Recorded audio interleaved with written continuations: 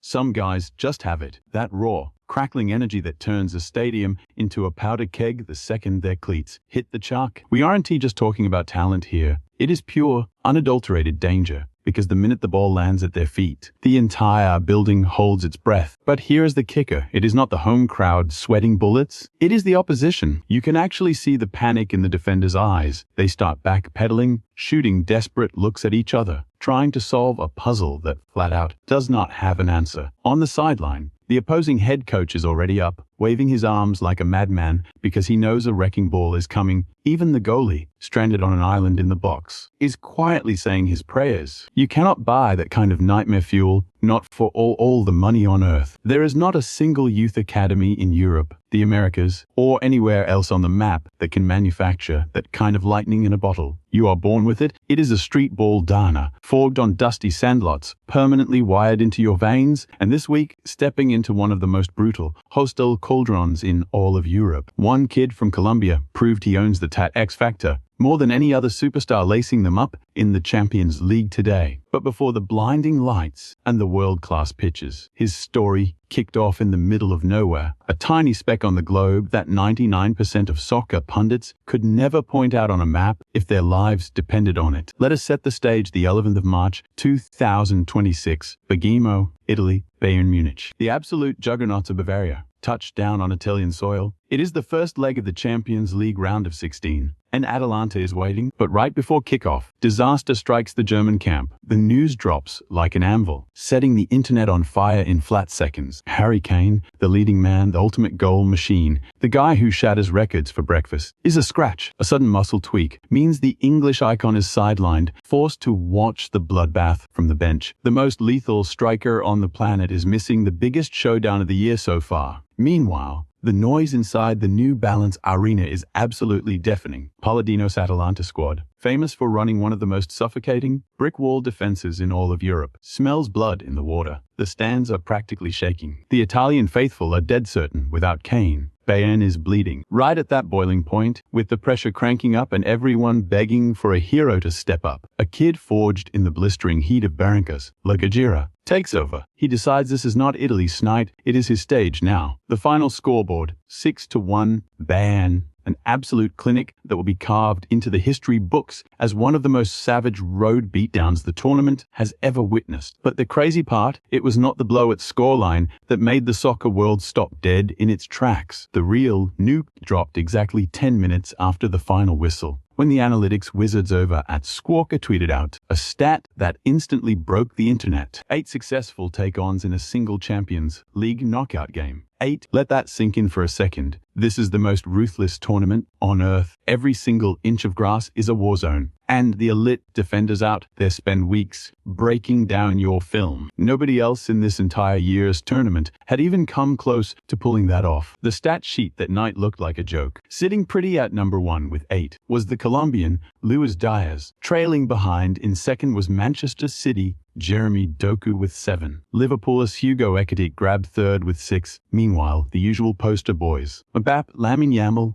Dembele, were nowhere to be found near the top. They looked like amateurs compared to the masterclass the Guajiro put on, but here is the ultimate flex, the part that makes this performance a legitimate masterpiece. Luis Díaz did not even put the ball in the back of the net that night. Instead, he just ripped their entire defensive playbook to shreds, served up a jaw-dropping assist, and spent 90 straight minutes operating as an unstoppable force of nature. The man was simply processing the game at a physical and mental speed that left everyone else out there looking stuck in the mud. A few months back, one of the most legendary and respected voices in the history of the game, Ruud Gullit, looked dead into the cameras and dropped a truth bomb that rattled modern soccer to its core. The Dutch icon flat out said the game today has gotten stale and wildly predictable. He claimed coaches have over-tacticized the sport, completely choking out creativity until nobody has the guts to actually take a defender one-on-one anymore. Gullit was practically begging to know where the entertainers went. The guys who force you out of your seat, the absolute killers who attack without a drop of fear, and remind you exactly why you fell head over heels for this game as a kid. Well, if Gullit is still looking for his answer, He just needs to look at Munich. His name is Luis Díaz. What we are witnessing from him this season defies all athletic logic. It goes way beyond the stats sheet. That record-breaking night in Bergamo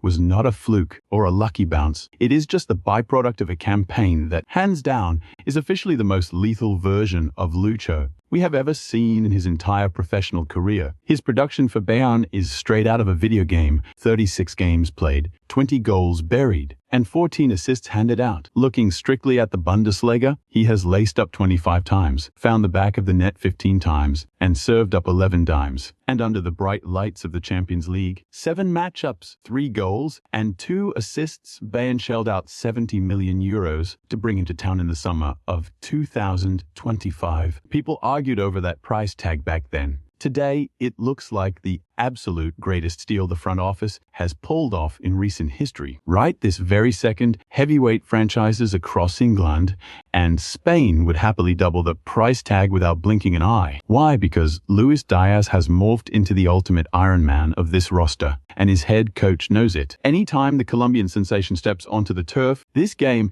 is just one explosive juke away from being blown wide open. Yet there is a catch to this whole saga that makes it feel like absolute poetry. Across the channel, a massive English powerhouse is currently drowning in a sea of brutal regret. That franchise is Liverpool. The brass at Anfield flat out decided this superstar was not worth the paycheck he was asking for to stay. They figured they could easily replace his relentless motor and lethal agility with a few other shiny prospects. Guys with better brand appeal, maybe, but severely lacking in pure heart. They shipped him off for $70 million, genuinely believing they just pulled off the haste of the century to balance their books. But the reality, from the exact moment his flight lifted off the runway headed for Germany, that English squad has been locked in a downward spiral of utter disappointment. Even their own legendary alumni, guys with statues outside the stadium, are going on national television and openly blasting the front office. They are not sugarcoating it. Dumping Díaz is now widely blasted as the absolute worst front office blunder Liverpool